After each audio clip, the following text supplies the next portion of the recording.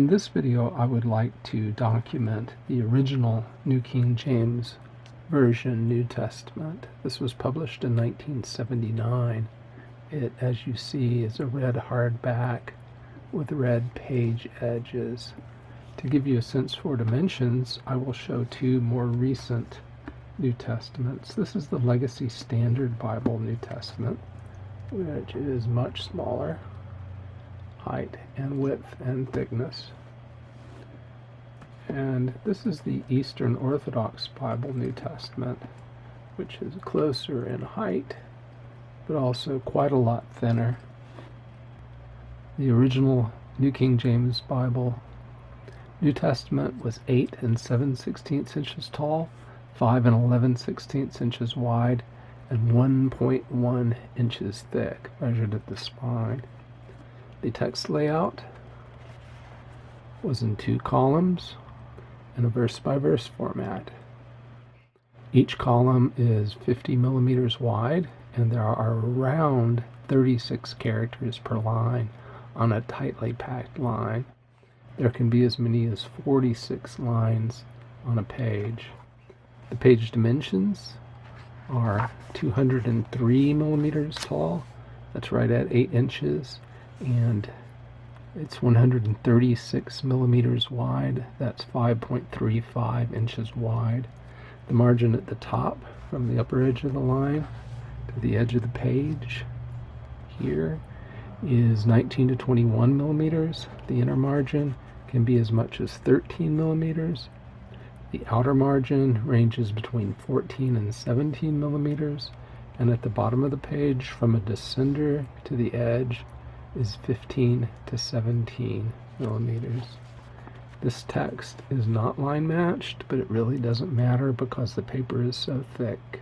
Words that the translators add for smoothing that are not represented by anything in the original languages are not in italic font. If you look here at a modern New King James Version Bible, you'll see here in Mark 6:29 the words of and it are in italics.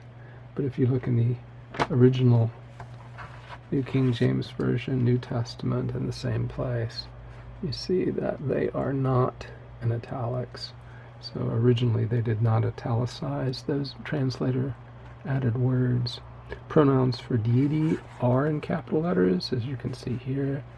Told him all things, and he said to them. The text was not self-pronouncing. There are headings in the text. They are in an italic type, and it's about 10 points in height. Unlike some New Testaments, they do not list parallel passages in the headings. There are references. They appear to be largely for quotations, and they are in the lower left-hand column of the right-hand page. They are in about an 8.5 point font. The references do not tag back into the text, so you see Psalm 22:18 quoted there, and you see the numeral 13 in front of it. You have to skim back through the page until you find 13, and that indicates that Psalm 22:18 is quoted here. You'll notice also that quotations from the Old Testament are in an oblique font. As is now common and was common then, the New King James Version tends to be a red letter edition. The words of Christ in this edition are in red ink. On occasion, you will find not simply references to quotations in the lower left-hand column of the right-hand page. You'll also find translation notes. So you have a note 18 and a note 19, which come over here. 18 tells you that the Greek for "let him be accursed" is anathema, and 19 tells you that "O Lord, come" is Aramaic, and the Aramaic word is Maranatha. The way this Bible is formatted, all of the books begin on a fresh page. So there's 2 Peter, 1 John, 2 John, 3 John, Jude, and the book of the Apocalypse, Revelation. You'll see here that the words of Christ in the book of Revelation are also in red ink. book titles as well as contents are in the outer top of the page. Then the page number is at the center top of the page. As is typical for verse-by-verse Bibles, the verse numbers are at the beginning of the verses. Chapter numbers are large and bold. They span about 2 lines, as is also fairly common in Bibles these days. The print is usually dark.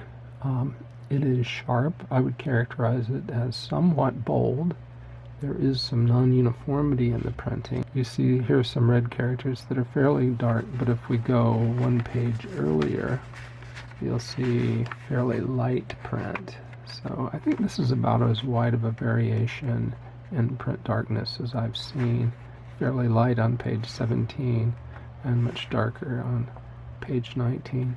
The font here is comparable to a 10-point Times New Roman. I measured the line height at 3.62 millimeters, which equates to 10.3 points. I think it looks fairly comfortable. These lines are not too close together. You have a reasonable amount of white space there separating the lines, which tends to give your eye some comfort as you read the text. The paper is quite thick. I measured it to be 94.7 micrometers thickness. On the basis of that, I estimate the paper weight at about 87 GSM. I have no data up there, so I'm extrapolating to a region where I have no confidence. It is nonetheless thick paper. The surface is very nearly matte. It's very difficult to find an angle at which you see a reflection coming back into your eye or into the camera. It's a light cream in color. I don't know if that's original to the New Testament or whether that's due to age. Show through is minimal. You can look through the paper and only with difficulty see any print on the other side. Let's go to the end of Matthew and see what we can see. Okay, so here, looking at the bottom of the page, you can see some darkness there coming through from the previous page. I can see a chapter number very faintly through there, but it is not at all bad. Let's see if we can see Mark through the paper.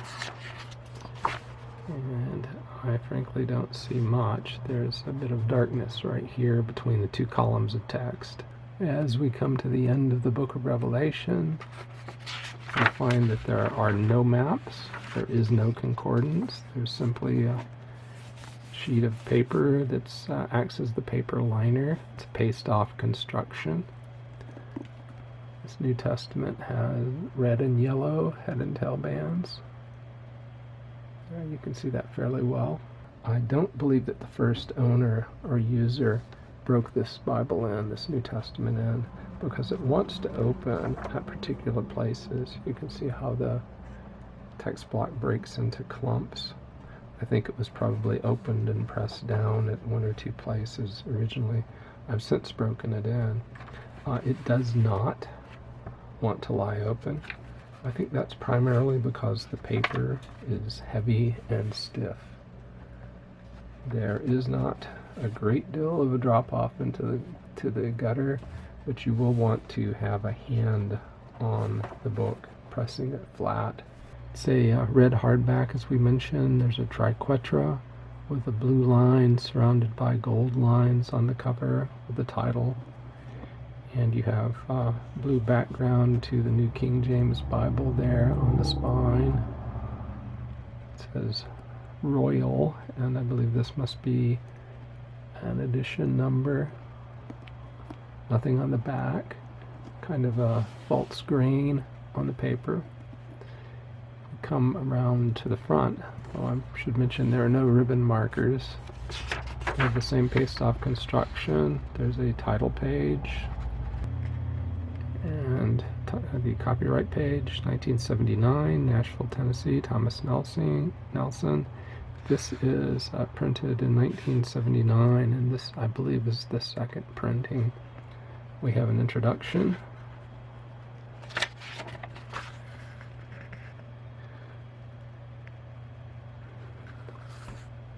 bit about the Greek text. Greek text, of course, is the Textus Receptus.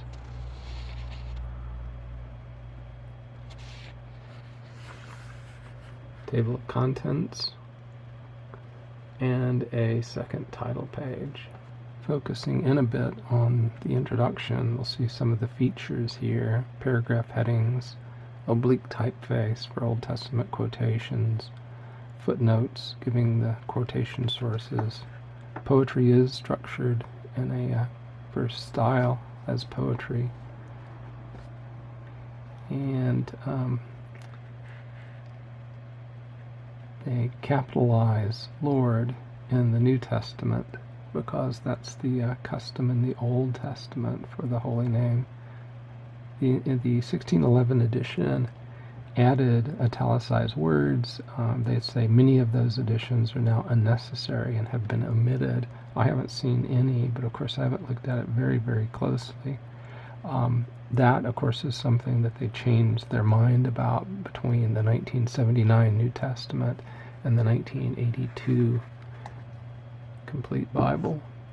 If we look at the next page, we see that they say the underlying Greek text is the traditional Greek text of the 1611 edition of the English Bible, so that's what we call the Textus Receptus.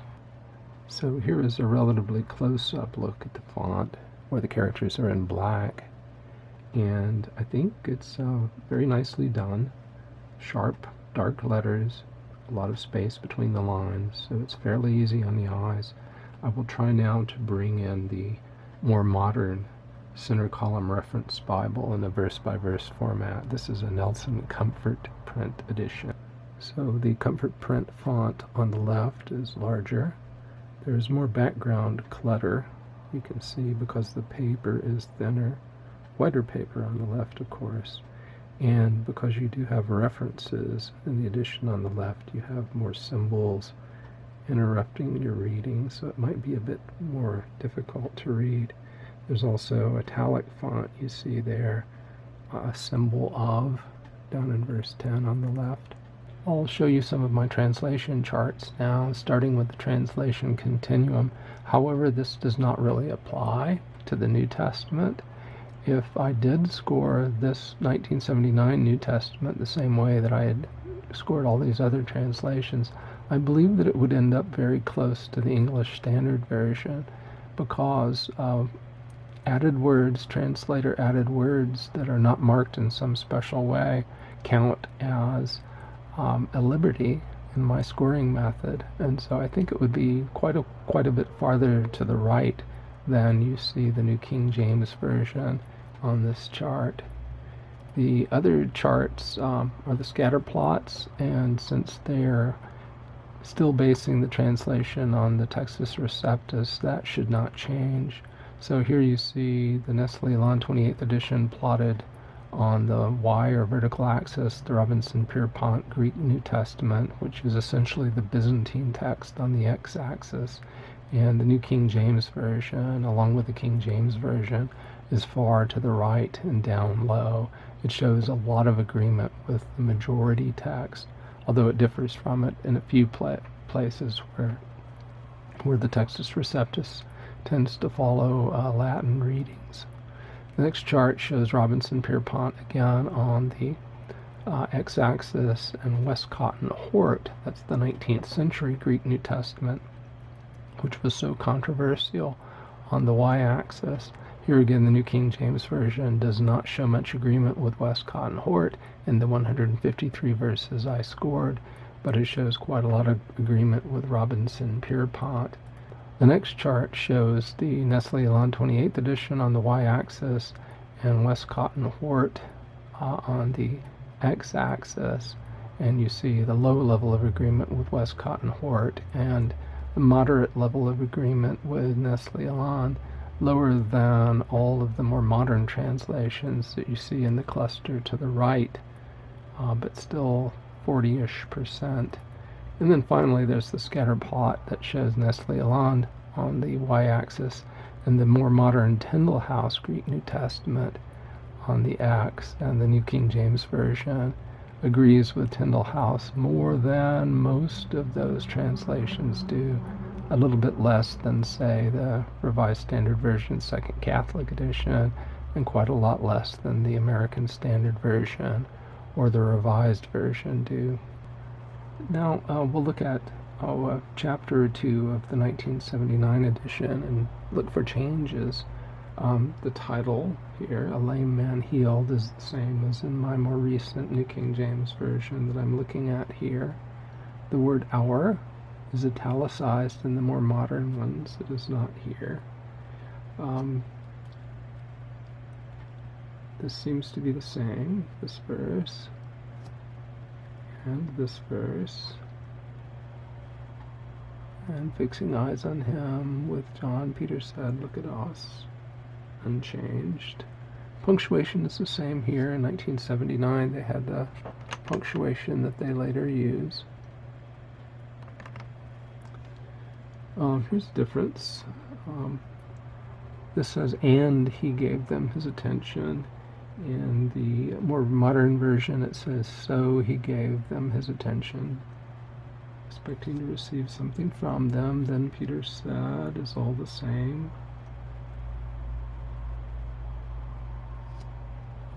Here is a word. This is italicized in the more recent versions, more recent editions. And here we have an and that is now a so. It says, so he, leaping up.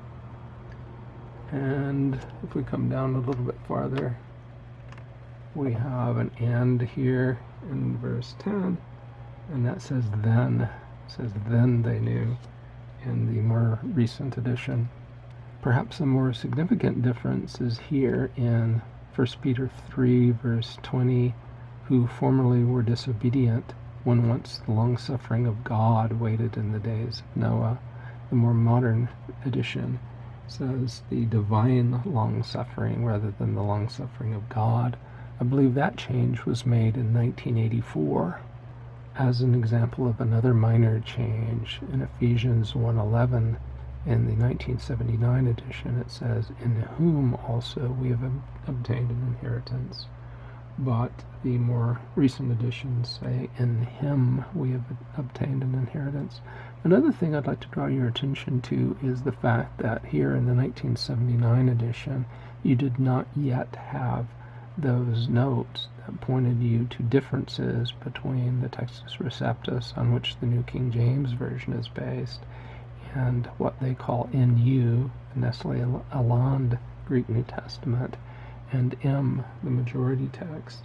You do have a note that mentions at verse 110 that there is a difference. In the more modern edition, that note tells you that both what's called the critical edition, the Nestle-Aland, and the majority text, both omit the word both there in verse 10. And of course in 1979 they did not yet have that, so there's no note here at both. Another minor difference in Ephesians chapter 2 is here in verse 14.